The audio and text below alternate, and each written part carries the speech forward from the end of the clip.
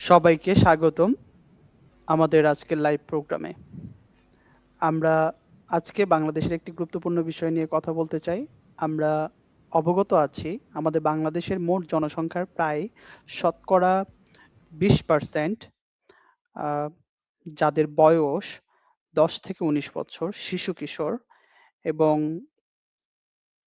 এদের একটি বড় অংশ যারা সবসময় আমরা দেখেছি করোনা পরবর্তী সময়ে দীর্ঘ সময় তাদের যে প্রতিদিনের যে কর্মঘণ্টার একটা বড় একটা অংশ আ বিভিন্ন ধরনের ডিভাইস ব্যবহার করেন পড়াশোনার ক্ষেত্রে, কখনো রিক্রিয়েশন এর জন্য।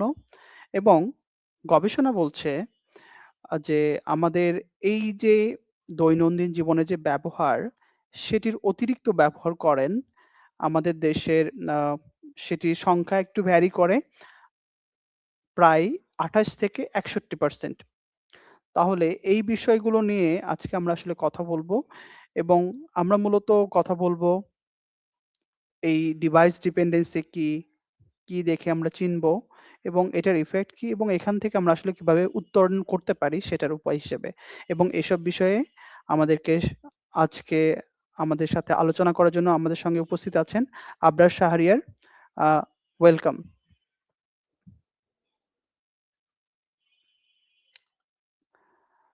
আবরার, আপনার আপনার কথা একটু আনমিউট করতে ধন্যবাদ হবে। সকলকে। আমি আবরার শাহরিয়ার।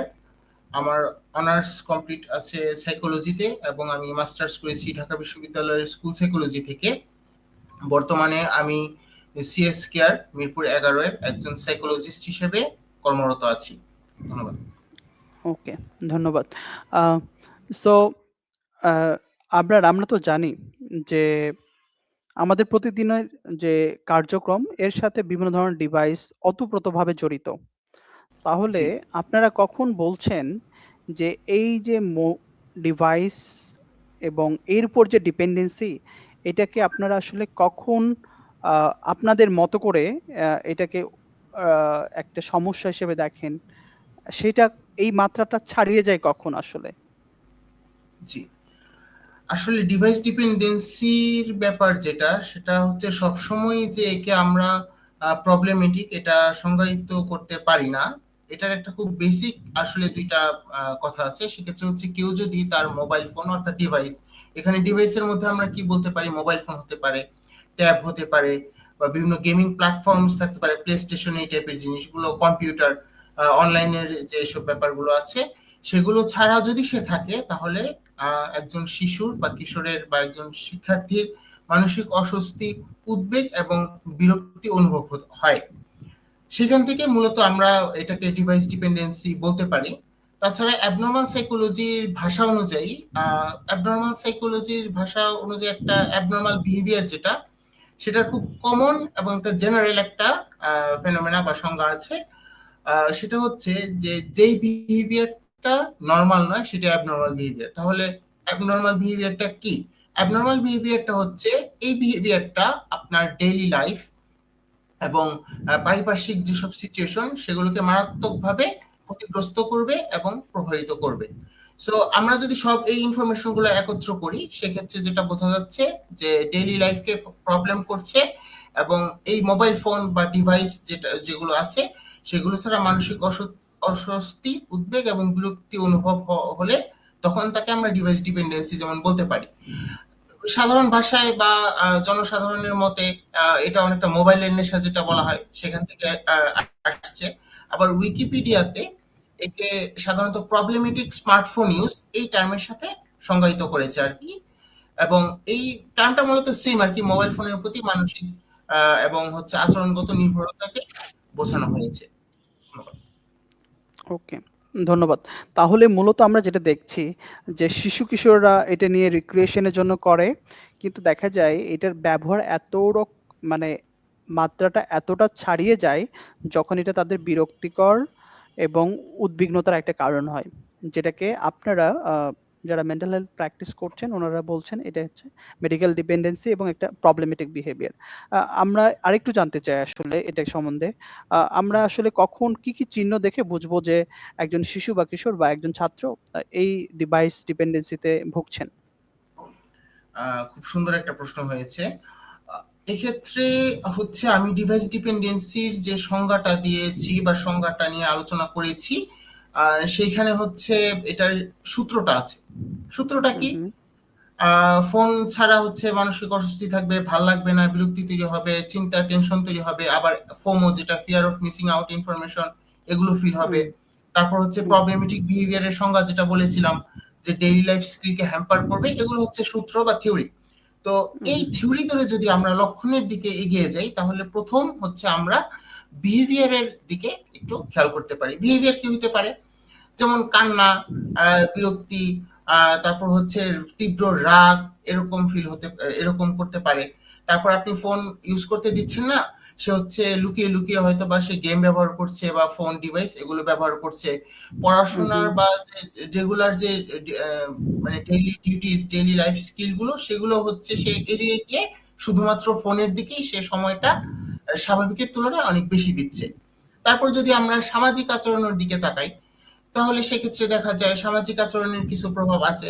যেমন হচ্ছে সে ফোন ইউজ করছে, সে ডেইলি লাইফের জন্য যে আমাদের খেলাধুলার দরকার আছে কিংবা পরিবার বন্ধুদের সাথে একটা সময় কাটানোর দরকার আছে, সে এই জিনিসগুলো খুব সহজেই এড়িয়ে যায়। তারপর যদি আমরা একটু দেখি মানসিক দিকের ক্ষেত্রে, মানসিক দিকের ক্ষেত্রে কি হয় যে ডিভাইস না পেলে যেমন একটু মন খারাপ আছে, অস্থিরতা আছে, সে কোনো কাজে মনোনিবেশ করতে পারছে না বা কোনো কাজে মনোনিবেশ করছে না। মানে কাইন্ড অফ মানে অনেকটা ড্রাগ অ্যাডিকশন এর মতোই কিছুটা বলা যায়। যেমন ড্রাগ যদি আপনি না মানে একজন ড্রাগ অ্যাডিক্ট যদি ড্রাগ না নেয়, তার কি রকম হতে পারে? অনেকটা ওরকম হয় না কিন্তু কিছু, কিছু লক্ষণ কিন্তু দেখা যায়। যদি আমরা পড়াশোনার দিকে আসি শিক্ষার্থীদের ক্ষেত্রে, এই ক্ষেত্রে এটাকে সরাসরি প্রভাবিত করে হচ্ছে ডিভাইস অ্যাডিকশন। কিভাবে হতে পারে? প্রথম কথা হচ্ছে মনোযোগ কমে যেতে পারে। তারপর হোমওয়ার্ক ফেলে রাখা, একাডেমিক হুম, হুম, ডাউনফল এগুলো লক্ষ্য করা যায়। যদি আমরা শারীরিক পরিবর্তনের কথা চিন্তা ভাবনা করি, সেক্ষেত্রে আসে হচ্ছে আপনার ঘুমের যে ব্যাঘাত ঘটে। কারণ ফোন ইউজ করলে দেখা যায় অনেক সময় রাত জেগে ফোন ইউজ করার দরকার পড়ে। রাত জেগে মানুষ গেম খেলে, চ্যাটিং করে বা বিভিন্ন হুম, হুম, পোস্ট ফেসবুক বা বিভিন্ন জায়গায় হচ্ছে পড়ে বেড়ায়, সেখানে কমেন্টিং এই জিনিসগুলো যে থাকে এটা তার ঘুমকে ব্যাঘাত করে এবং ঘুমের ব্যাঘাতের ফলে সবচেয়ে বড় যে সমস্যাটা হয় সেটা তার ডেইলি রুটিনেও একটা সবচেয়ে বড় ইফেক্ট পড়ে, যার কারণে তার শারীরিক নানা প্রকার জটিলতা যেমন মাথা ব্যথা হতে পারে বা শারীরিকভাবে হচ্ছে যে বিভিন্ন ব্যথা এগুলো হতে পারে বা বিরক্তি হুম, এগুলো হুম, আসতে পারে। কিছু রেড ফ্ল্যাগ আছে যেমন হচ্ছে লুকিয়ে ডিভাইস ব্যবহার করা, পরিবারের সাথে ঝগড়া ইত্যাদি এগুলো থাকলে বোঝা যাবে যে something is actually wrong. Thank you. Hmm, hmm, okay. So thank you. তাহলে এই যে আপনি একটু আগে বলছেন যে এটাকে আমরা যারা ড্রাগস অ্যাবিউজ করেন ওই ধরনেরই কিছু সিম্পটম আমরা ওদের মধ্যে দেখতে পাই। আহ, জি। না, এখন তাহলে হচ্ছে আসলে আমরা তো ড্রাগস যারা অ্যাবিউজ করেন, যারা মাদকাসক্তই তে ভুগেন, তারা হচ্ছে কি তাদের নানা ধরনের কারণ থাকে। তাহলে এই যে যারা হুম। ডিভাইস ডিপেন্ডেন্সিতে ভোগেন, এদের কি আসলে কি কারণ আছে? কি, কি কারণ কাজ করে?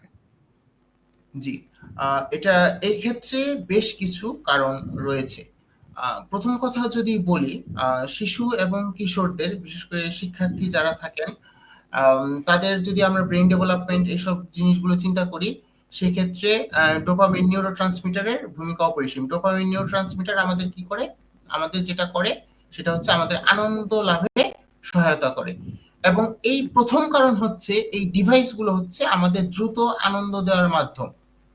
যেমন হুম, হুম, হচ্ছে কোন একটা ভিডিও গেম বা কোন একটা র‍্যান্ডম ভিডিও যেমন ফানি ভিডিওস বা বিভিন্ন বিভিন্ন ভিডিওস আছে, কার্টুন এসব হচ্ছে মুহূর্তে আমাদের মস্তিষ্কের মধ্যে উত্তেজনা তৈরি করে। আমি যদি একটা খুব সিম্পল একটা এক্সাম্পল দেই, ধরেন একটা শিশুকে আপনি একটা মোটামুটি ডিভাইস ডিপেন্ডেন্সি আছে বা ডিভাইস ইউজ করে একটা শিশুকে আপনি জনি জনি ইয়েস পাপা একটা ছড়া আপনি শোনাবেন। এখন আপনি যদি তাকে ডিভাইসের মাধ্যমে শোনান বা ইউটিউব থেকে শোনান, সে কিন্তু জিনিসটা ভালো মতো ক্যাচ করছে। কেন ক্যাচ করছে?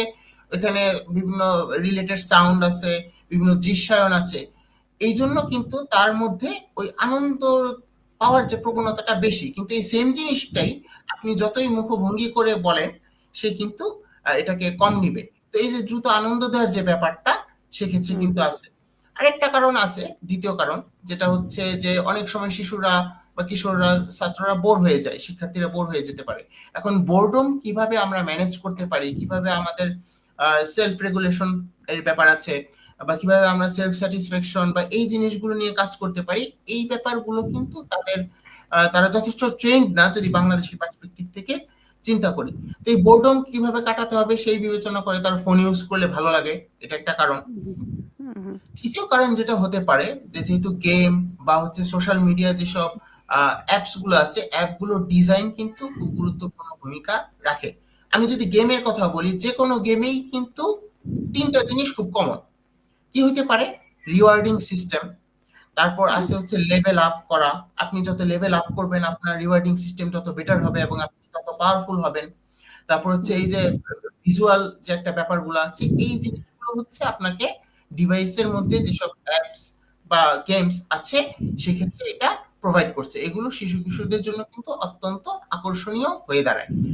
তারপর আরেকটা গুরুত্বপূর্ণ কারণ হচ্ছে, আমাদের বাংলাদেশে এখন যেটা হয় সেটা হচ্ছে বেশিরভাগ সময় পিতামাতারা তারা ব্যস্ত থাকেন বা তারা জব হোল্ডার থাকেন। তো এই সময় সংকটের কারণে অনেক সময় অভিভাবকরা যেটা করেন যে বাচ্চা বা শিশু শান্ত থাকার জন্য হলেও আমরা কিছুটা ফোন দেই। যেমন খাওয়ার সময় হুম, কিছুটা শান্ত হুম, থাকতে হবে, শান্তভাবে খাক, পেট ভরে খাক।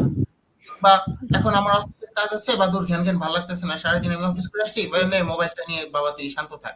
তো এই যে হুম, শান্ত রাখার টুল হিসেবে আমরা ব্যবহার করলাম, এতে কি শিখছে শিশু? এতে শিশু এটাই শিখছে যে আমি একাকী থাকলে আমি ডিভাইস দিয়ে আমি আমার লাইফ লিড করতে পারি, বা ডিভাইস দিয়ে আমি কিন্তু চলতে পারি।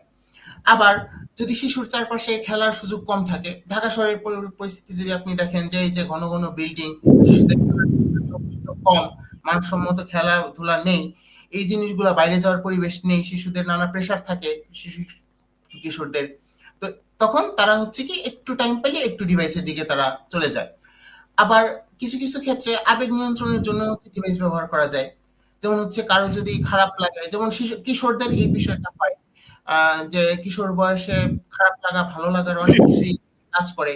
তো তারা হচ্ছে গান শোনা বা সেই রিলেটেড পোস্ট পড়া, পোস্ট দেখা, এই জিনিসগুলো তারা রিলেট করতে করতে তাদের একসময় যে কখন তারা নির্ভর হয়ে যায় এই বিষয়টাতে, এই জিনিসটা কিন্তু আর মানে বোঝা যায় না। কিন্তু যখন এটা বোঝা যায়, ধীরে ধীরে এটাকে অনেক দূরই এটা এগিয়ে যায়। এই মূলত আসলে শিশু মানে কেন আসলে ডিভাইস নির্ভর হয়, এগুলো হচ্ছে মূল কারণ আরকি। ওকে। তাহলে মোটা দাগে হচ্ছে কিছু ডোপামিন আমাদের বৃদ্ধি করার জন্য, যাতে আমরা ভালো থাকি, সেটা একটা কারণ। কেউ অফিস থেকে আসছেন, বাচ্চারা যাতে ডিস্টার্ব না করে, তাহলে তাদেরকে রিল্যাক্স করার জন্য বা তাদেরকে শান্ত রাখার জন্য। আহ, এর সঙ্গে আবার আপনি যেটা বললেন যে আমরা যখন গেম টেম খেলি তখন একটা আমাদের নিজেদের মধ্যে একটা ভালো লাগা তৈরি হয়, একটা রিওয়ার্ড সিস্টেম কাজ করে, আমরা দেখে কিছু ভালো লাগা ফিল করি, এবং যার দরুন আমরা এই ডিভাইস ডিপেন্ডেন্সিটা অনেক বেড়ে যাচ্ছে। আম, আ- আমি তাহলে আরেকটু জানতে চাই আসলে, যে আপনারা তো দেখছেন না, রেগুলার আপনার ডে টু ডে লাইফে শিশু কিশোরদের নিয়ে কাজ করছেন, স্কুলে কাজ করেন, তাহলে তো আপনার সেই অভিজ্ঞতা আছে। এর ফলে আসলে কি হতে পারে, এটার ইম্প্যাক্ট কি কেমন? ভবিষ্যতে সমস্যা হওয়ার এইসব জিনিসগুলোর অনেক গুরুত্বপূর্ণ, এবং ভবিষ্যতে এই জিনিসগুলো কিন্তু অনেক সমস্যা তৈরি করে। কিরকম সমস্যা তৈরি করে?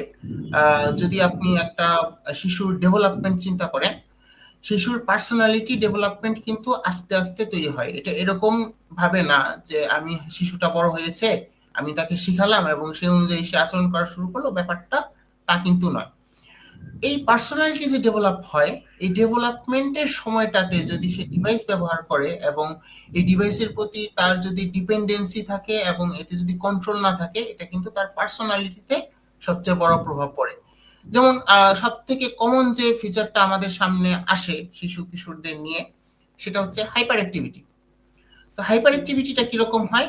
হাইপার অ্যাক্টিভিটিটা মূলত হয় যে সে, তাকে যদি ফোন দেওয়া হয় সব ওকে, কোনো সমস্যা নেই, সে আপনার কথা শুনছে, আপনার কথা মতো খাচ্ছে, ঘুমাচ্ছে, যাই করছে। কিন্তু তার, আমাদের তো ফোনই তো আসলে আমাদের জীবন না, বা ডিভাইসই device is not life, actually device is a very small part of our life. So এই জিনিসটা যখন আমরা একটু অমিট করে দিচ্ছি বা যখন আমাদের কাজের প্রেশার এসে পড়ছে, তখন আর বাচ্চারা বা শিশুরা, কিশোররা এটা হ্যান্ডেল করতে পারছে না। তারপরে যেটা থাকে, সাইবার বুলিং এর যে বিষয়টা থাকে, এটা কিন্তু হুম, অ্যালার্মিং বাংলাদেশে। আপনি যদি হুম, চিন্তা করেন সাইবার বুলিংটা কেন হয়, আপনি বিভিন্ন কমেন্ট বক্সে যান। আমি হচ্ছে রিয়েল লাইফ এক্সাম্পল এখানে বেশি দিই, থিওরি এগুলো ইন্টারনেটের বিষয়, এগুলো অনেক কিছু ব্যাপার আছে। সাইবার বুলিং এর ক্ষেত্রে আপনি যেসব বুলি হয় সেসব কমেন্ট বক্সে গিয়ে যদি আপনি একটু খেয়াল করেন যে কোন বয়সের শিশুরা বা বাচ্চারা, কিশোররা এটা করছে, আপনি কিন্তু বয়সটা দেখে হতাশ হবেন।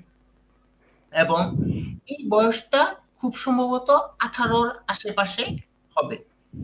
কেন হয়? হুম, এবং এই বয়সটাই যখন তারা 22 বছর, 23 বছর, 25 বছর হয়, এই পার্সোনালিটিটাই বা এই প্যাটার্নটাই তারা কি ক্যারি ওভার করে। তো হুম, দেখা গেছে এরকম ব্যাপার, যেমন একটা বাচ্চা বা একটা শিশু আপনার কোন একটা কমেন্ট করেছে বা কোন একটা ইনঅ্যাপ্রোপ্রিয়েট কাজ করেছে, সেখানে সে অ্যাপ্রিসিয়েশনও পেয়েছে এবং প্রচুর লাইক কমেন্টস পেয়েছে। তো এটা কিন্তু হুম, একটা রিওয়ার্ড পেয়ে গেল আরকি। যে হুম, আমি হুম, হুম, ভবিষ্যতে এই কাজটা করতে পারবো, কিংবা আমি যদি আরেকটু অ্যাটাকিং লিখি, আমি আরেকটু ভাইরাল। হুম, এই হুম, জিনিসগুলো আস্তে, আস্তে আমাদের সাইবার বুলিং থেকে শুরু করে এই যে সাইবার নিরাপত্তা বা এই জিনিসগুলোতে কিন্তু অত্যন্ত হুমকির মুখে পড়ে যায়, যেটা আমাদের শিশুদের বা কিশোরদের ব্যক্তিত্বেও অত্যন্ত বাজে একটা প্রভাব ফেলে। পাশাপাশি আরো যে জিনিসগুলো আছে, যে সাইবার বা বিভিন্ন এই যে অনেক সময় দেখা যায় না ফেসবুকে লাইক কমেন্টকে কেন্দ্র করে হামলা বা এই জিনিসগুলো, এগুলো হুম, কিন্তু হুম, দেখা যায় যার সাথে কন্ডাক্ট ডিসঅর্ডার বা এই জিনিসগুলো কিন্তু রিলেটেড। মানে কন্ডাক্ট হুম, ডিসঅর্ডার মানে অনেক বড় একটা টার্ম, বাট এইটা কিন্তু গুরুত্বের সাথে বিবেচনা করা হয়। পাশাপাশি অর্থাৎ যদি আমরা বলতে পারি ভবিষ্যতে, অর্থাৎ মানসিক স্বাস্থ্যে, শিশু কিশোরদের মানসিক স্বাস্থ্যে এটা দীর্ঘমেয়াদী এবং স্থায়ী প্রভাবও পড়তে পারে। হুম। ওকে। সো আ আমি আপনার সাথে একটু আপনি দারুণ বলেছেন। আপনার সাথে আমি আরেকটু এড করি। দেখেন জি, যে আমরা কি যখন আমরা ডিভাইস ব্যবহার করছি, যেটা নিয়ে আমি সবসময় অ্যাডভোকেসি করার চেষ্টা করি, যে আমরা যখন জেন জির কথা বলছি, আ এই জেনারেশন কথা, কিংবা আলফা যারা এখন লেটেস্ট, উনারা কি করছেন? প্রতিনিয়ত ডিভাইস দেখছেন। ডিভাইস দেখার সঙ্গে হয়তোবা আমার আগের পোস্টে দেখেছি, আমি একটা Facebook পোস্ট দেখছি। সেখানে দেখেছি যে আমার একটা ফ্রেন্ড আ ও একটা ভালো কিছু কিনেছে। একটা সুন্দর জামা কিনেছে। ওইখানে আমি একটা লাভ রিঅ্যাক্ট দিলাম। পরেরটায় দেখলাম যে হচ্ছে আমার ফ্রেন্ডের কেউ একজন মারা গিয়েছে এবং উনি ওই ছবিটা তুলে দিয়েছেন। তো আমরা কি করছি যে ওই ১ সেকেন্ড মানে ফ্র্যাকশন অফ সেকেন্ডস এর মধ্যে ওইখানে একটা স্যাড রিঅ্যাকশন দিয়ে দিচ্ছি। এরপরে দেখছি কি যে আমি যে টিমকে সাপোর্ট করছি ওই টিম খেলায় জিতে গেছে। তো ওইখানে আবার হচ্ছে লাভ রিঅ্যাক্ট দিচ্ছি। তাহলে দেখা যাচ্ছে কি যে এই যে শিশু-কিশোর বয়সে আবেগ বোঝা, সেটাকে প্রকাশ করা, কখনো সেগুলোকে নিয়ন্ত্রণ করা, সেগুলো কিন্তু আমরা এই ডিভাইস ডিপেন্ডেন্সির কারণে বা ডিভাইসের প্রতি নির্ভরশীল হওয়ার কারণে দেখছি যে ওনারা শিখছেন না। যার দরুন কিন্তু উনারা, আপনি যেমন করে বলছেন যে এই শিশু-কিশোররা এই ডিভাইস ডিপেন্ডেন্সি এর কারণে যেমন তাদের আচরণগত কিছু সমস্যা দেখা দেয়। আমার আমার অভিজ্ঞতা বলছে যে তারা কিছু আবেগ নিয়ন্ত্রণের যে ব্যাপারগুলো, সেটাতেও তারা কিন্তু সাফার করে এবং এই কারণেই দেখছি যে আপনি যদি দেখেন, খেয়াল করেন যে এত আমাদের দেশে যে সুইসাইড এর হার বেড়ে গিয়েছে, কেন? এইটার একটা কারণ আছে। যে উনারা পরীক্ষায় একটা বিশ্ববিদ্যালয়ে ভর্তি পরীক্ষায় সুযোগ পেলেন না, কিংবা পরীক্ষার এসএসসি কিংবা এইচএসসি তে ভালো রেজাল্ট জিপিএ 5 পেলেন না, সুইসাইড করে ফেলছেন। তাহলে এগুলোর কিন্তু একটা ইমপ্যাক্ট আছে। কিংবা সামান্য কেউ হয়তোবা একটা বকা দিয়েছে, তা এর ফলে কিছু একটা করে ফেলা, সেলফ হার্ম কিছু রিলেটেড করে ফেলা। কিংবা দলবদ্ধভাবে বা আমরা এখন দেখছি গ্যাং কালচার। সো এই ব্যাপারগুলো কিন্তু প্রমোট করে বা প্রমোট, আমি বলব যে বৃদ্ধি পাচ্ছে কিভাবে? এই কিন্তু আবেগ নিয়ন্ত্রণ করতে না পারার কারণে। আ সো আমার কাছে মনে হয় যে এগুলো আমাদের একটু সচেতনতার তৈরির একটা জায়গা আছে। জি। আ ভাইয়া আমি হচ্ছে আরেকটু একটা জিনিস এখানে একটু এড করতে চাচ্ছি। আমার প্লিজ। হঠাৎ করে মনে হয়েছে জিনিসটা। যে জি। আমি হচ্ছে আ কিছু চাইল্ড সাইকোলজি নিয়েও আমি আসলে আমার কাজ করা আছে, কাজ করছি আমি। তো হুম, ওইখানে আমি একটা জিনিস খুব সারপ্রাইজিংলি দেখেছি, যে একটা শিশু এসেছে, তার 18 মাস বা হচ্ছে 24 মাস অর্থাৎ 2 বছর পর্যন্ত তার ডেভেলপমেন্ট যথেষ্ট ভালো, ইমপ্রুভিং, সব ঠিক আছে। কিন্তু বাই এনি চান্স তাকে হচ্ছে ডিভাইসের সাথে ইন্ট্রোডিউস করার পরে দেখা যাচ্ছে কি একটা টাইমে সে যা স্কিল সে অর্জন করেছে তা মোটামুটি সবই হচ্ছে সে ভুলতে বসেছে বা সে আর ইউজ করতে পারছে না, এবং তার অবস্থা হয়ে গেছে মানে খুবই খারাপ আর কি। যে মানে আর কি যতটা মানে আগানো ছিল বা এগিয়ে ছিল তার থেকে বেশি পিছিয়ে যাচ্ছে। এবং এটা কিন্তু একটা দীর্ঘমেয়াদী প্রভাব পড়ছে, কারণ বাংলাদেশের মানসিক স্বাস্থ্য সেবা নেয় এরকম লোকজনের সংখ্যা কিন্তু এখনো যথেষ্ট কম। তো হঠাৎ করে যদি হচ্ছে একটা বাচ্চা বা একটা শিশু যদি এরকম পিছিয়ে যায়, তখন কিন্তু এটা আসলে মানে বাবা মার মনেও মানে উদ্বেগ সৃষ্টি করে, এবং এটা কিন্তু খুব খারাপ একটা প্রভাব পড়ে, এবং ভবিষ্যতের জন্য এটা একটা ওই শিশুর জন্য একটা অ্যালার্মিং একটা সিচুয়েশন কিন্তু হয়ে যায়। হুম, হুম, হুম। একদম দারুণ বলেছেন। সো আবরার দেখেন, আপনি যখন কজ গুলো বলছেন, কারণগুলো বলছিলেন, তখন বলছেন যে বাবা অথবা মা সারাদিন অনেক অফিসে কাজ করে এসেছেন, অনেক ক্লান্ত। এখন যদি বাচ্চাকে বা শিশুকে যদি ডিভাইসটা দিয়ে দেয়, শিশু তার মতো খেলবে, তার মতো শিখবে, হয়তোবা বাবা মাকে ডিস্টার্ব করবে না। এই জি। থেকে উনারা কি করছেন, যে ডিভাইসটা দিয়ে দিচ্ছেন। কিন্তু আপনি যেভাবে বলছেন পার্সোনালিটি ডেভেলপমেন্টের ইস্যু হবে, আহ আচরণগত, আবেগীয় কিছু পরিবর্তনের সমস্যা হবে। গ্রুপ, আমি বলছি গ্যাং কালচার ডেভেলপমেন্ট হচ্ছে, ভায়োলেন্স অ্যাক্টিভিটি বাড়ছে। তো এই রিলেটেড বিহেভিয়ার কারণে। তাহলে আমরা দেখছি যে বাবা-মাও কিন্তু বা ফ্যামিলি মেম্বাররাও কিন্তু একটা গুরুত্বপূর্ণ ভূমিকা পালন করে যাতে করে শিশুরা বা কিশোররা এই বিহেভিয়ারটা ডেভেলপ করে। তাহলে আসলে এটাকে প্রিভেনশন করার জন্য বাবা-মার জন্য বা অভিভাবক যারা আছেন তাদের ব্যাপারে আপনি কি বলবেন? তারা কি করবেন? জি, ধন্যবাদ। আ অভিভাবক হিসেবে এখানে কিছু কাজের জায়গা আছে। আমি অভিভাবকদের ব্যাপারটা আমি বুঝতে পারি। কারণ আপনি যদি চিন্তা করেন ২ জন ওয়ার্কিং পারসন, হাসব্যান্ড ওয়াইফ, এবং বাংলাদেশের ওয়ার্কিং বা ওয়ার্ক এনভায়রনমেন্ট, ওয়ার্কিং কালচার যেটা, সেটা কিন্তু মানে খুব বেশি রুড বলা যায়। হ্যাঁ, যদি আপনি বিভিন্ন কর্পোরেট লাইফে বা কর্পোরেট জবগুলো করেন, তো এটা কিন্তু প্রচুর স্ট্রেস যায়। এটা বুঝতে আমি পারি, বুঝতে পেরেছি। কিন্তু একটা কথা হচ্ছে যে আমার শিশুর ভবিষ্যৎটাও কিন্তু দেখতে হবে, এবং শিশুর ভবিষ্যৎ দেখার জন্য আমাকে শিশুর সাথে কি হতে হবে? কানেক্টেড হতে হবে। এখন আমি যেটা করছি বা আমরা যেটা করছি অভিভাবক হিসেবে, যেহেতু আমরা সময়টা পাচ্ছি না বা সে অনুযায়ী আমরা কিছু করতে পারছি না, সো আমরা ডিভাইস দিয়ে, যেমন হচ্ছে আমরা শান্ত রাখার টুল যেরকম একটা ব্যাপার হুম, আছে, আমরা সেই অনুযায়ী শিশুর সাথে কানেক্টেড হওয়াটা হচ্ছে মূল উদ্দেশ্য বা প্রথম কথা। এখন এখানে প্রশ্ন আসতে পারে যে আমি কিভাবে কানেক্টেড হব বা সিস্টেম গুলো কি? দেখেন, এইখানে সবচেয়ে বড় কথা হচ্ছে বাবা-মা দুইজনই যেহেতু চাকরি করেন, আমি দুইজনের পার্সপেক্টিভ থেকেই বলছি। সেক্ষেত্রে কেয়ার গিভার যদি বাসায় থাকে, তাকে যথেষ্ট ট্রেন আপ করে কিছুটা তাকে দিয়ে কাজ করানো যায়। বাট হুম, বাবা-মার ক্ষেত্রে তারা নিজেরা সময় ভাগ করে বা সিচুয়েশন কন্ট্রোল করে এই জিনিসটা কানেক্টেড হতে হবে। কানেক্টেড হওয়ার জন্য শিশুর সাথে কি করতে হবে? বিভিন্ন এনগেজিং জিনিসপত্র করা যেতে পারে। যেমন হচ্ছে খেলাধুলা শিশুর সাথে, বা হুম, হুম, হোম এনভায়রনমেন্ট এ খেলাধুলা হতে পারে। তারপর হচ্ছে বই পড়া, আ আঁকা, আঁকা, এগুলো থাকতে পারে। পাজল এগুলো হইতে হুম, পারে, হুম, বা গান। এই জিনিসগুলো হচ্ছে বাবা-মার সাথে সে কাজ করতে পারে। এখন কথা হচ্ছে যে আম অফিস টাইম তো একটা টাইম থাকে। অফিস টাইমের পরেও এই সময়টা কিন্তু দিতে হবে। অফিস টাইমে তো সাধারণত এই সময়টা দেওয়া খুব টাফ। তখন কেয়ার গিভার বা যিনি আছেন তাকে হচ্ছে প্রয়োজনীয় ট্রেন আপ করে সে অনুযায়ী তিনি কাজ করবেন। কিন্তু বাবা-মার এই কাজটা করতে হবে।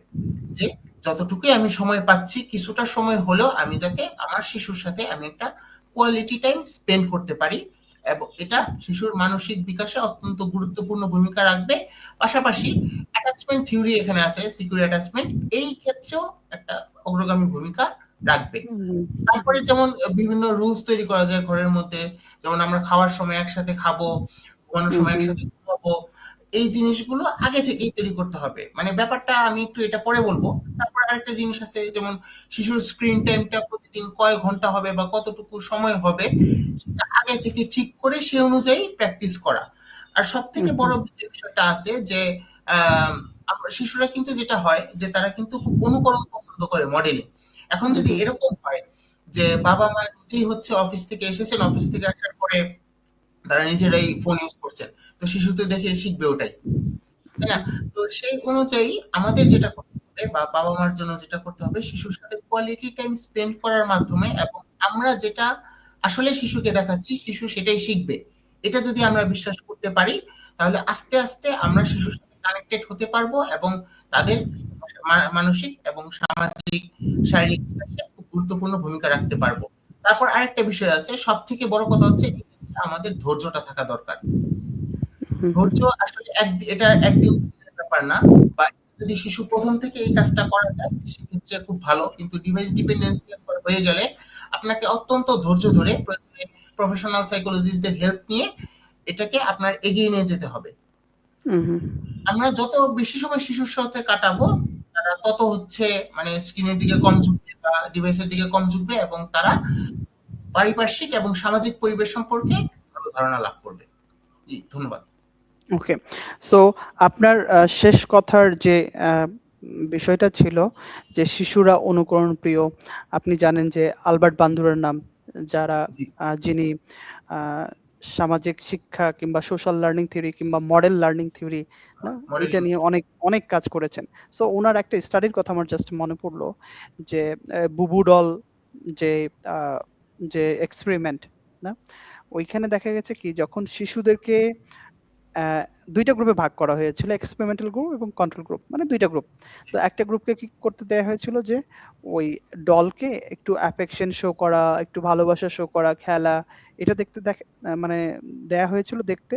আরেকটা আ গ্রুপকে আ দেয়া হয়েছিল কি যে যারা স্ক্রিনে দেখছেন, স্ক্রিনে হুম, দেখছেন আসলে যে তারা ডলকে হিট করছে, পাঞ্চ করছে, তুলে আছাড় দিচ্ছে এবং যখন এরপরে কিছু সময় পরে যখন আবার তাদেরকে খেলতে দেওয়া হলো, ওই আ একটা গ্রুপকে আবার ছেড়ে দেওয়া হলো। তো দেখা গেল কি যে শিশুরা আগে স্ক্রিনে দেখেছে যে একটা শিশুকে আ একটা ডলকে আদর করছে, ভালোবাসছে, ওরা কিন্তু ওই বিহেভিয়ারই শো করছে। যে ওটাকে খুব জি, যত্ন করে, আদর করে একদম মার যেভাবে করেন না? একটু আদর করা, দোল দেয়া এটা করছেন। আর যারা দেখেছে যে পাঞ্চ করছে, হিট করছে, ওরা কি করছে? ওই ডলগুলোকে তুলে ছুঁড়ে ফেলছে ঘরের ভিতরে আছাড় দিচ্ছে। তাহলে আমরা যেটা মনে করি আসলে আপনার আপনার যে লাস্ট যে আপনি যে বিষয়টা তুলে ধরেছেন যে আ শিশুরা আসলে বাবা-মার কাছ থেকে শিখে, বাবা-মাকে দেখে শেখে, বড়দেরকে দেখে শিখে। তাহলে আমাদের আসলে ওই বিষয়টা একটু আ গুরুত্ব দেওয়া উচিত যে বাবা-মা হিসেবে কিংবা শিক্ষক হিসেবে, গার্ডিয়ান হিসেবে আমরা কি করছি? আর শিশুদের কাছে কি প্রত্যাশা করছি? সেটা আমার কাছে মনে হয়েছে যে আপনি দারুণ বলেছেন। আ সো আপনি শেষের দিকে আমি বললেন হচ্ছে আরেকটু এখানে একটু এড করতে চাচ্ছি যে জি হঠাৎ করে প্লিজ। আমার একটা জিনিস আবার একটু মনে হলো যে ডিভাইসের অ্যাডিকশন আছে বা ডিভাইসের ডিপেন্ডেন্সি আছে এইটা বোঝার পরে গার্ডিয়ানরা কি করেন তারা স্বাভাবিকভাবেই তারা চিন্তিত হয়ে পড়েন এবং শিশুর সাথে আম, যে বিহেভটা করেন সেটা খুবই পানিশমেন্ট বেসড হচ্ছে তারা বিহেভটা করেন অনেক ক্ষেত্রে যেটা হয় এর ফলে যেটা হয় শিশুর ক্ষেত্রে দুইটা কাজ হয় সে কিন্তু পানিশমেন্ট দেওয়াটা শিখে ফেলছে এবং এই ক্ষেত্রে যেটা শিশু শিখে সেটা হচ্ছে যে আমার যদি বিরক্ত ফিল হয় আমি রাগ করব আমি মারবো হুম, আমি বকা দিব বা এই জিনিসগুলো কিন্তু শিশু শিখে ফেলে আবার কিছু অ্যাটেনশন সিকিং বিহেভিয়ারও কিন্তু সে মানে অনেকটা কি বলে ফ্রিতে শিখে ফেলার মতো একটা সিচুয়েশন তৈরি হয়ে যায় তো যখন হচ্ছে যে আপনার একটা শিশুর ডিভাইস ডিপেন্ডেন্সি আছে সে শান্তভাবেই খেলছে কিন্তু আপনি যখন হুম, তাকে ডিভাইস ডিপেন্ডেন্সিটা বেশি হয়ে যাওয়ার কারণে যখন তাকে ভালোর জন্যই হয়তো শাসন করছিলেন কিন্তু সে হুম, তার হুম, কাছে মেসেজ গেল পুরো ভিন্ন এর ফলে যেটা হলো আরো দুই তিনটা জিনিস অ্যাড হয়ে সেটা আসলে আর মানে নেওয়ার মতো কোনো একটা হুম, সিচুয়েশনে কিন্তু আর থাকে না তো এই যে মডেলিং এক্ষেত্রেও কিন্তু হুম, খুব গুরুত্বপূর্ণ একটা মানে রোল প্লে করে যে আমরা কিভাবে ক্রাইসিস মোমেন্টে বা সিচুয়েশনে শিশুর সাথে আচরণ করব এটাও কিন্তু হুম, হুম। শিশুর একটা শিক্ষণের খুব গুরুত্বপূর্ণ অংশ okay. Thank you for sharing. So Abrar আপনি শেষের দিকে বলছিলেন যে আ যখন আ এই যে পরিবার পারছেন না, তখন হয়তোবা প্রফেশনাল সাইকোলজিস্ট এর হেল্প দরকার। তাহলে আপনারা যারা প্রফেশনাল সাইকোলজিস্ট হিসেবে কাজ করেন, আ স্কুল বিভিন্ন কর্পোরেট সেক্টরে কিংবা এনজিওতে আসলে এই ধরনের যারা কি বলবো, যারা সাফারার যারা, তাদেরকে আপনারা কিভাবে হেল্প করেন? আচ্ছা, খুবই ভালো একটা প্রশ্ন। আমি আসলে এই প্রশ্নর যে উত্তরটা সেটা হচ্ছে কিছুটা মানে লম্বা হবে বা দীর্ঘ হবে।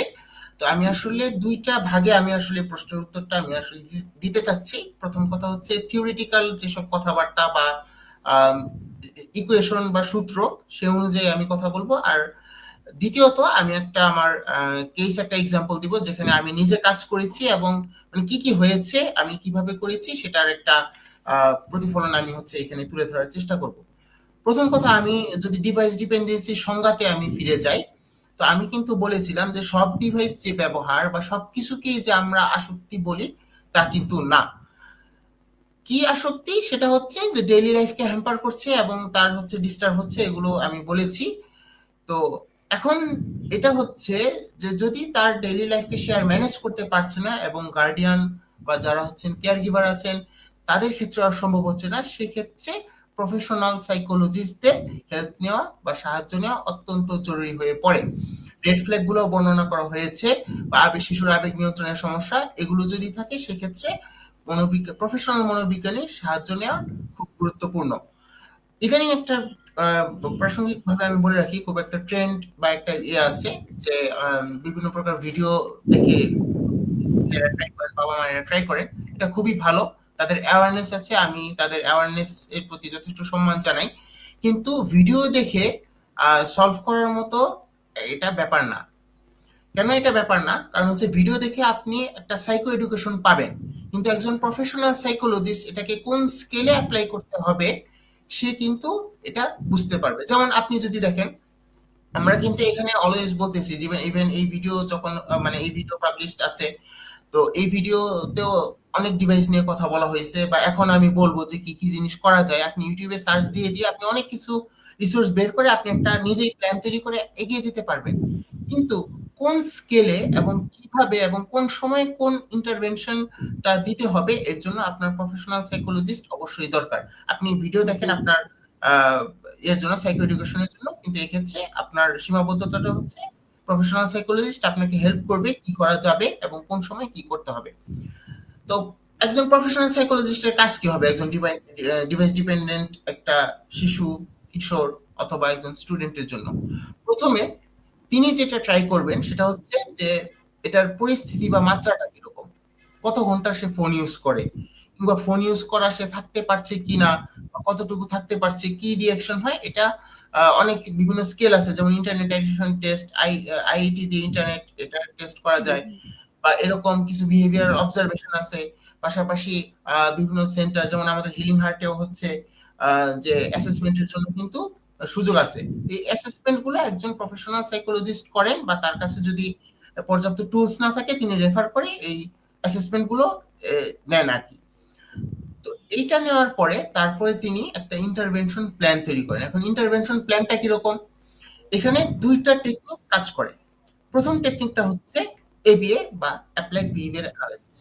অ্যাপ্লাইড বিহেভিয়ার অ্যানালাইসিস এর সোজা কথা আমরা বিহেভিয়ার মডিফিকেশন এর উপর জোর দেই।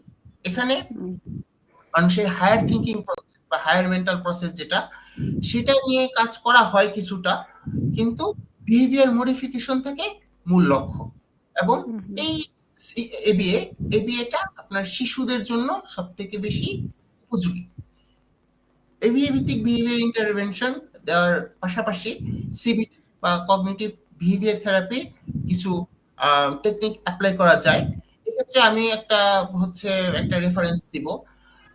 থিঙ্ক গুড ফিল গুড একটা বই আছে, তো এই বইয়ে হচ্ছে হুম, প্রাসঙ্গিকভাবে আমি পড়েছিলাম সিবিটি অ্যাপ্লাই করার জন্য একটা শিশুর কমপক্ষে বয়স লাগে ৭ বছর। এটা হুম, আমি হুম, থিঙ্ক গুড ফিল গুড কোন বইয়ের কোন একটা জায়গায় আমি পড়েছিলাম। তো ৭ বছরের নিচে যারা আছে বা ৩ বছর ৪ বছর যাদের আছে সেক্ষেত্রে আপনার এবিএটা হচ্ছে প্রাইম মানে মূল ভূমিকা রাখবে। আর ৭ হুম, বছরের উপরে যারা আছে কিশোর হয়ে যাবে বা স্টুডেন্ট হয়ে যাবে, 9-10 এ পড়ছে অথবা ইন্টারমিডিয়েট লাইফে পড়ছে বা এই টাইপের যাদের, তাদের ক্ষেত্রে সিবিটি অর্থাৎ কগনিটিভ বিহেভিয়ার থেরাপিটাই মূল লক্ষ্য। এবং হুম, কগনিটিভ হুম, বিহেভিয়ার থেরাপি কি করে মোটা দাগে যদি আমরা বলি যে হায়ার মেন্টাল প্রসেস বা থিংকিং প্রসেসটা নিয়ে সে কাজ করে। বিস্তারিত হুম, যে সাইকোলজিস্ট থাকেন বা যিনি থাকবেন তিনি ইন্টারভেনশন প্ল্যানে সেই অনুযায়ী তো বলবেনই। তারপর কিছু ব্যাপার থাকে এখানে, যেমন বিহেভিয়ার ইন্টারভেনশন বা মডিফিকেশন প্ল্যান করার পরে কিছু মাইন্ডফুলনেস প্র্যাকটিস হচ্ছে শিশু কিশোর উপযোগী বা যেই বয়সে থাকেন সেই বয়স উপযোগী কিছু মাইন্ডফুলনেস প্র্যাকটিস তিনি করিয়ে থাকেন। পাশাপাশি হচ্ছে টোকেন, শিশুদের ক্ষেত্রে টোকেন ইকোনমি যেটা থাকে, যে রিওয়ার্ডিং হুম, সিস্টেম, যেমন গেম খেলে যেমন রিওয়ার্ড দেয়, আমরা তোমাকে রিওয়ার্ড দিব, বাট তুমি স্মার্টফোন ইউজ না করে তুমি আমার সাথে খেলবে। এই যে জিনিসগুলো, এটা রুটিন করে করে তারপরে এই কাজগুলো করা হয়। পাশাপাশি আম কিশোরদের জন্য এটা উপযোগী বেশি, যেমন পোমোডোরো টেকনিক, এটা ইউজ হুম, করে হচ্ছে আমরা পড়াশোনা বা হচ্ছে মনোযোগের ক্ষেত্রে এই কাজটা করতে পারি। পোমোডোরো টেকনিকটা যদি সংক্ষেপে আমি বলি, সেটা হচ্ছে কিছু সময় পড়াশোনা বা কিছু সময় আপনার টার্গেটেড কাজ করার পর ৫ মিনিট এই সময় পরিমাণ রেস্ট, তারপর আবার কাজ, তারপর আবার রেস্ট। এটা একটা হুম, স্ট্যান্ডার্ড টাইম আছে, 25 মিনিটস 5, 25 মিনিটস। মানে এভাবে আরকি চলে, বা এটা যিনি ইন্টারভেনশন প্ল্যান করবেন, এখন একটা শিশুর তো বা কিশোরের তো 25 মিনিট বসে থাকার মতো তার অবস্থা নাও থাকতে হুম, পারে। সেক্ষেত্রে কমিয়ে হুম, যতটুকু করা যায় এটা থাকবে। তারপর একটা রুটিন ম্যানেজমেন্ট এর একটা ব্যাপার থাকে। যেমন আমি সকালবেলা কোন সময় উঠছি, রাতে কোন সময় ঘুমাতে যাচ্ছি বা কোন সময় খেতে যাচ্ছি, তার একটা প্রেডিক্টিভ একটা রুটিন থাকবে। এই হুম, জিনিসগুলো অনুসরণ করে শিশুর আসলে বা কিশোরের এই আচরণ ব্যবস্থাপনা বা বিহেভিয়ার ম্যানেজমেন্ট গুলো করা যায়। এবং নিয়ম বজায় রেখে কিভাবে হচ্ছে বিভিন্ন সিস্টেমেটিক অ্যাপ্রোচ প্রয়োগ করা যায় সেটা নিয়ে শিশু কিশোরদের সাথেই না, এক্ষেত্রে প্যারেন্টস বা যিনি সংশ্লিষ্ট কেয়ার গিভার যারা আছেন তাদের সাথেও সাইকোলজিস্টরা একসাথে কাজ করে থাকেন। এখানে যেমন একটা থেরাপিউটিক টার্ম আছে, যেমন প্যারেন্ট চাইল্ড ইন্টারেকশন থেরাপি। এই জিনিসের হুম, আন্ডারে প্যারেন্ট চাইল্ড কিভাবে ইন্টারেক্ট করবে, কিভাবে পজিটিভলি শিশুর সাথে কানেক্টেড হতে পারবে, এই জিনিসগুলো নিয়ে একজন সাইকোলজিস্ট প্রফেশনালি তার গার্ডিয়ান বা হচ্ছে কেয়ার গিভারের সাথে আলোচনা করে থাকেন। এবং এইভাবে আলোচনা করার ফলে যখন একজন সাইকোলজিস্ট এটা নিয়ে কাজ করছেন, পারিপার্শ্বিক অবস্থা নিয়ে কাজ করছে, বাসায় গার্ডিয়ানরা এটা নিয়ে কাজ করছেন, কেয়ার গিভাররা এটা নিয়ে কাজ করছেন, তখন শিশু আস্তে আস্তে সেই ডিপেন্ডেন্সিটা কমিয়ে কমিয়ে সে তার স্বাভাবিক লাইফে ফেরত আসা শুরু করে। এটা হচ্ছে আমার উত্তরের ১ম অংশ ছিল। এখন ২য় অংশ যেটা ছিল, সেটা হচ্ছে আমি কিভাবে একটা কেস, আমার একটা প্রফেশনাল লাইফ থেকে আমি একটা উদাহরণ দিচ্ছি। আমি এখানে একটা ফেক একটা নাম দিচ্ছি। ধরি নেই নামটা হচ্ছে সাকিব। ওর বয়স ১৪। তো ওর বাবা-মা যখন আসে, আমার এটা মনে আছে খুব ভালো মতোই, যে আসার পরে ওর মা ছিল অত্যন্ত মানে প্রচন্ড আম রেস্টলেস, উনি আসলে শো করেছেন। মানে আমি একটা কথাই এভাবে বলতেছিলেন তার মধ্যে, যে মোবাইল দিয়ে আমি আমার ছেলেকে ধ্বংস করে দিয়েছি। এখন মোবাইল ছাড়া সে কিছুই করতেছে না। তো এখন আমার ট্রেনিং অনুযায়ী বা আমি যতটুকু ট্রেনিং পেয়েছি, তো আমি আসলে বাবা-মার সাথে কথা বলার আগে আমি যিনি ক্লায়েন্ট বা সাকিব, এখানে নাম বললাম, তার সাথে আমি একটু তাকে একটু অবজার্ভ করলাম, যে দেখলাম যে আসলেই ঘটনা ঠিক আছে। সে ফোন ইউজ করছেই, এবং আমার রুমে যখন সে ঢুকেছে, ফোন নিয়ে ঢুকেছে, এবং সে বেয়ারলি হচ্ছে সে আমার সাথে আই কনট্যাক্ট করে কথা বলছে। সে ফোন ইউজ করতে, করতে কথা বলছে, "হ্যাঁ, বলেন। এটা আমি এটা করতেছি, এটা করতেছি।" মানে এরকম একটা অবস্থা। তো এখন যেটা আমার সবচেয়ে বড় একটা চ্যালেঞ্জ ছিল, যে কোন স্কেলে বা কতটুকু তার ডেইলি লাইফ হ্যাম্পার হচ্ছে। এটা আমার একটু খোঁজ নেওয়ার জন্য আমি আম ওর প্যারেন্টস এর সাথে আমি যোগাযোগ করলাম, যে স্কুলে কোনো কমপ্লেইন আছে কিনা। হ্যাঁ, স্কুলেও কমপ্লেইন আছে। ফোন ইউজ করার জন্য সে স্কুলে প্রতিনিয়ত প্রবলেমের শিকার হচ্ছে। এই জিনিসগুলো যখন আমি মোটামুটি সবকিছু এত ডিটেইলস এর থেকে আমি যদি ছোট করে নিয়ে আসি, সবকিছু আমি আম একসাথে করার পরে আমি যেটা করলাম, যে ওর মানে কিভাবে এটা শুরু করা যায়। তো এভাবে আস্তে, আস্তে তার সাথে আমি একটু কানেক্টেড হওয়ার ট্রাই করলাম। ফোনের মধ্যে কি আছে বা কি ভাইরাল জিনিস আছে, আমাদের এই যে নিউজ গুলো থাকতে হবে। পাশাপাশি আমি যেটা করলাম, কিছু, কিছু মাইন্ডফুলনেস টেকনিক, যেমন হচ্ছে স্টপ করা, স্টপ থিংক একটা টেকনিক আছে। অথবা হুম, কিছু মাইন্ডফুলনেস টেকনিক, ব্রিথিং বা হুম, হচ্ছে গ্রাউন্ডিং, এই জিনিসগুলো আস্তে, আস্তে, আস্তে, আস্তে এপ্লাই করা শুরু করলাম। পাশাপাশি আমি প্যারেন্ট চাইল্ড ইন্টারেকশন নিয়েও কাজ করেছি প্যারেন্টের সাথে, এবং আমি এক্ষেত্রে যথেষ্ট লাকি বলব নিজেকে, যে প্যারেন্ট যথেষ্ট ওনাদের 100% দেয়ারই ট্রাই করেছেন এক্ষেত্রে। হুম, তো হুম, এভাবে আস্তে, আস্তে যেটা হয়েছে, এখন আমি প্রায় ৭ মাস ধরে হচ্ছে ওকে দেখছি। মানে এখন যা সিচুয়েশন, আমি যদি যেটা বলতে পারি, যে ওকে আমি বিভিন্ন টেকনিক দিয়েছি, পোমোডোরো টেকনিক, রিওয়ার্ড টেকনিক, পড়াশোনা করলে এই হবে, সে হবে, বা মানে তুমি এই রিওয়ার্ড, এখন তার যা সিচুয়েশন, সে হচ্ছে সে ফোন ইউজ করে, কিন্তু সে পড়ালেখার গুরুত্বটা বোঝে, এবং হুম, যে যত তাড়াতাড়ি পারে, এখন আগে তো পড়াশোনা করতোই না বা হোমওয়ার্ক কোনো কিছুই রাখতো না। বাট এখন এই সিচুয়েশন মানে অবস্থাটা আছে, সে পড়াশোনাটা তাড়াতাড়ি কমপ্লিট করে একটু গেম খেলতে চায়। হুম, তাড়াতাড়ি হুম, কমপ্লিট করে বা তাড়াতাড়ি একটু কথাবার্তা বলে বাবার সাথে বা তাড়াতাড়ি খাওয়াটা শেষ করে আমি একটু গেমস ইউজ করি। তো আমি এটা নিয়েও আরো কাজ করার আছে যে এই ক্ষেত্রে আমরা আরো কিভাবে এই কাজগুলো করব। বাট ওর ক্ষেত্রে যদি আমি বলি, ওর ডেভেলপমেন্টটা খুব বেশি ফাস্ট হয়েছে আমি সেটা বলতে চাচ্ছি না। কিন্তু যথেষ্ট সাস্টেইনড, এবং ওকে হুম, নিয়ে যদি আমি এখন বলি তোমার পড়াশোনা কেন করতে হবে, ও কিন্তু এখন একটা ভ্যালিড এবং খুব সুন্দর একটা রিজন সে দাঁড় করাতে পারে, এবং পড়াশোনার প্রতি বা হুম, ইন্টারেকশনের প্রতি সে এখন যথেষ্ট শ্রদ্ধাশীল। জি, আমি হচ্ছে আমার উত্তরটাকে আমি এই ২ ভাগে আমি বিভক্ত করে আমি অ্যান্সারটা করলাম। জি, thank you. Thank you for sharing your case. So আমি যতটুকু বুঝলাম যে আপনার যতটুকু আলোচনা, যে সে আলোচনা থেকে আপনি বাবা-মার যে গুরুত্ব সেটাকে আপনি একটি বিশেষ অংশ দিয়েছেন, এবং আপনি শিশু-কিশোরদের আ আচরণ পরিবর্তনের জন্য অ্যাপ্লাইড বিহেভিয়ার অ্যানালাইসিস কিংবা আ আমাদের আচরণ পরিবর্তন করার জন্য কিছু রিওয়ার্ড সিস্টেম এবং আ কিছু রুটিনের পরিবর্তনের কথা, কোয়ালিটি টাইম এর কথা, এবং বাবা-মা যাতে একটা রোল মডেল হিসেবে উনারা যেটা চান, যেটা এক্সপেক্টেড সেইরকম বিহেভিয়ার করেন, এটা বলেছেন। এবং আপনি শেষের দিকে অ্যা একটা কেস বলেছেন, যে কেসকে আপনি বলছেন খুবই সাস্টেইনেবলি আপনি আ তার যে গ্রোথটা সেটা সাস্টেইনেবল, এবং আপনি আ স্লো বাট সাস্টেইনেবল। জি, জি, জি। তাহলে আমি আরেকটু জাস্ট আপনার সাথে একটু জাস্ট এড করি যে আপনি ১ম এর দিকে বলছিলেন যে আমি জাস্ট একটু কানেক্ট করে দেওয়ার চেষ্টা করি যারা দর্শক শ্রোতারা রয়েছেন আমাদের কথা শুনছেন, যে আপনি ১ম দিকে বলছিলেন যে এইটা কিন্তু শুরু হয় কি আ একটা শিশুকে আ যাতে কিছু সময় রিল্যাক্স থাকে কিংবা তার যাতে ডোপামিনটা বাড়ে, সে যাতে একটু আনন্দে থাকে, সুখে থাকে। কিন্তু হুম, এইটা কিন্তু একটা সময়ে তার পড়াশোনা, আ বাবা-মার সাথে সম্পর্ক কিংবা বন্ধু-বান্ধবের সাথে সম্পর্ক, এগুলোতে নানাভাবে যখন প্রভাব বিস্তার করছে নেগেটিভলি, তখন কিন্তু আমরা ডিভাইস ডিপেন্ডেন্সি বলছি। তাহলে আপনার যে কেসটা থেকে সেটা থেকে আমি বুঝলাম যে হ্যাঁ, আপনি হয়তোবা টোকেন ইকোনমি বা রিওয়ার্ড সিস্টেম দিয়ে তাকে ডিল করার চেষ্টা করছেন। যেটা আগে বলেছিলেন যে আপনি সারা জীবন তাকে মোবাইল দিয়ে দিয়েছেন, এখন দুম করে বললেন যে, "না, আজকে থেকে তোমার মোবাইল ব্যবহার করা বন্ধ।" যেটা কিনা পানিশমেন্ট হবে এবং এটা তার বিহেভিয়ার এ কোনো পরিবর্তন নিয়ে আসবে আনবে। না। জি। সো এর পাশাপাশি আপনি বলেছেন আমি একটু জাস্ট সামারাইজ করে দিচ্ছি। যে আপনি একটা নির্দিষ্ট রুটিন এবং এক্টিভিটিস গুলো যেন প্রি-স্কেডিউলড থাকে, যে আমি এই সময় এই কাজগুলো করব। যাতে করে শিশু আ কি করবে এটা নিয়ে যেন হা-হুতাশ না করে। যদি তার কিছু করার না থাকে তাহলে তো সে কোনো না কোনো কিছুতে ইনভলভ হবে। সেটা ডিভাইস হলে তার তো আ কোনো অসুবিধা নাই তার সেন্সে। তাহলে জি, আমরা এই ব্যাপারগুলোতে একটু করব। হয়তোবা আমরা এরকমও রাখতে পারি, আপনি কোয়ালিটি টাইম এর কথা বলছেন, হয়তোবা টেক ফ্রি একটা টাইম জোন রাখতে পারি, টাইম রাখতে পারি। কোনো একটা জায়গায় রাখতে পারি, যেমন বেডরুম কিংবা খাবার রুমে আমরা এটা ব্যবহার করব না। এরকম কিছু টেকনিক কিংবা আপনি লিমিট করার কথা বলছিলেন, যে ডিভাইস ব্যবহারের লিমিটেশন দেয়ার। সো আমরা এই কাজগুলো করতে পারি। So thank you Abrar Shahriar for your time and dedication. আম আমরা হয়তোবা আপনার কাছ থেকে ভবিষ্যতে আরো কথা শুনবো।